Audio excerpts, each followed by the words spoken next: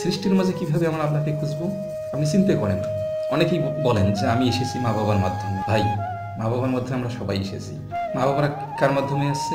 দাদা দাদি অথবা নানানের মাধ্যমে। এভাবে ধারাবাহিকভাবে আমরা একখানে পৌঁছে যাবো। সেটা হচ্ছে আমরা সবাই এসেছি আদম হাওয়ার কাছ থেকেই। আদম হাওয়াকে কে সৃষ্টি করলেন? সৃষ্টিকর্তা আল্লাহ, ভগবান, ঈশ্বর, যাই বলেন না কেন। এখন প্রশ্ন হলো, আল্লাহকে কে সৃষ্টি করলেন? এভাবে যদি আপনি সৃষ্টির রহস্য উদ্ঘাটন করতে যান, তাহলে লাখ লাখ কোটি কোটি বছর আপনার পেছনে যেতে হবে। সৃষ্টির উৎস আপনি পাবেন না। এটি হচ্ছে পুরোটাই মূর্খতার পরিচয়, যেখানে সবকিছু আল্লাহ বলেই দিছে। এবং এটি যারা বিশ্বাস করবে যে সবকিছুর মূলেই আল্লাহ আছেন, তারাই তো সফল কামী। যারা বিশ্বাস করবে না, তাদের জন্যই তো 7টি জাহান্নাম রেডি আছে। কার জন্য? আল্লাহর যে সবাই বিশ্বাসী বান্দা হবেন, সবাই যে সৃষ্টিকর্তাকে মানবেন, তাহলে জাহান্নাম সৃষ্টি করার উদ্দেশ্য কি?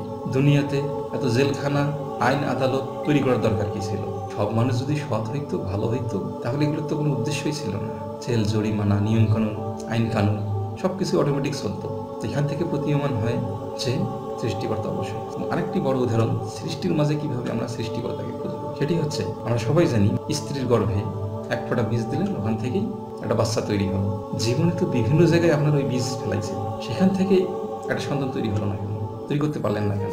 কোন কারিগর সেই মাতৃগর্ভে এক ফোঁটা পানির মাধ্যমে এটি সন্তান তৈরি করলেন? এটা কখনো চিন্তা করেছেন? অথবা হাতের 5টা আঙ্গুল হলে যে একটি হাত স্বয়ং সম্পূর্ণ হবে, এটিকে চিন্তা করলেন?